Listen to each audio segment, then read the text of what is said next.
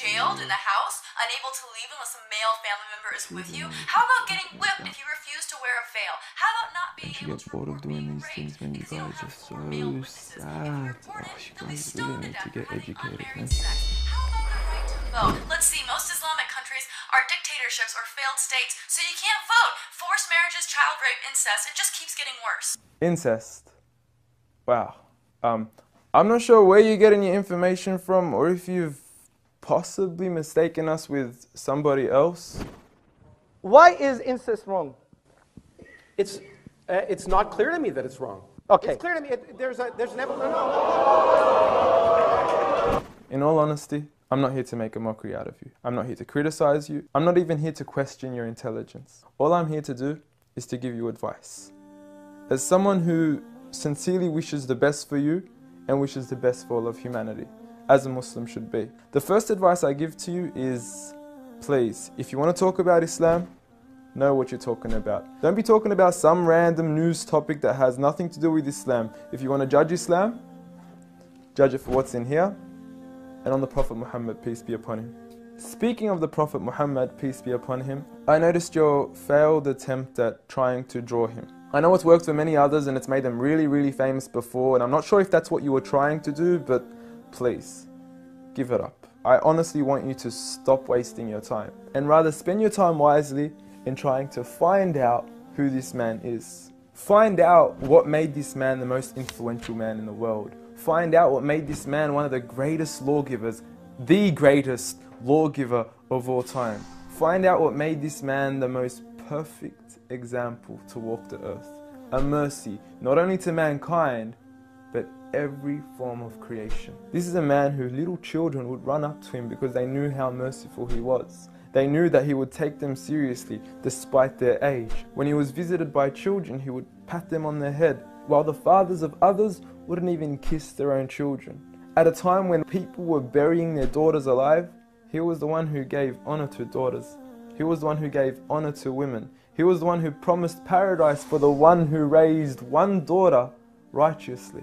A man who would treat the poor the same way he would treat the rich. A man who would treat the black the same way he would treat the white. Muhammad, peace be upon him, was a man who his own enemies would call him the truthful and the honest. A man, when his enemies would look at him in the eye, they would say, this is not the face of a liar. Even to this day, some of his worst enemies have become the most noble of his supporters after realizing that he was a man of truth. Find out why we love him. Find out why some of the companions were ready to die for him. I don't say this lightly, I mean they actually threw themselves at arrows whenever the enemies would try to assassinate Muhammad, peace be upon him. I ask you to read into the story of a companion by the name of Khubayb, may God be pleased with him, when he was crucified and tortured. And the one who was torturing him would say to him, "O Khubayb, wouldn't you rather that Muhammad, peace be upon him, be in your shoes right here, and you be in the comfort of your own family in your own home?"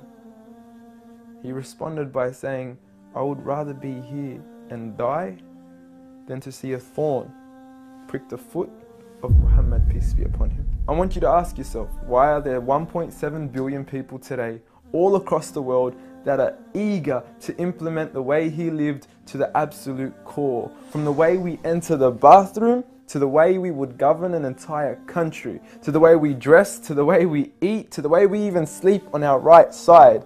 We follow him to the absolute core. So I suggest you stop wasting your time in attacking the man that you cannot faze at all. If God, the creator of the heavens and the earth and everything in between, the one and only, has honored him, who are we to even try to dishonor him? If you don't understand what I'm trying to say, let me give you a quick experiment. What I want you to do is to walk outside tonight, look at the brightness of the moon, and go ahead and spit at it. And see what your spit does to the moon. The same way that your spit doesn't affect the brightness of the moon, the same way that your spit doesn't even reach the moon, the same way that your spit doesn't even faze the moon, is exactly what you're doing when you even try to attempt to dishonor Muhammad, peace be upon him. And if anything, when you do try to spit at the moon, you're only harming yourself. So please, stop what you're doing, stop wasting your time, and try to find out who he really was for your own benefit. Seek my advice. We want the best for you. Peace.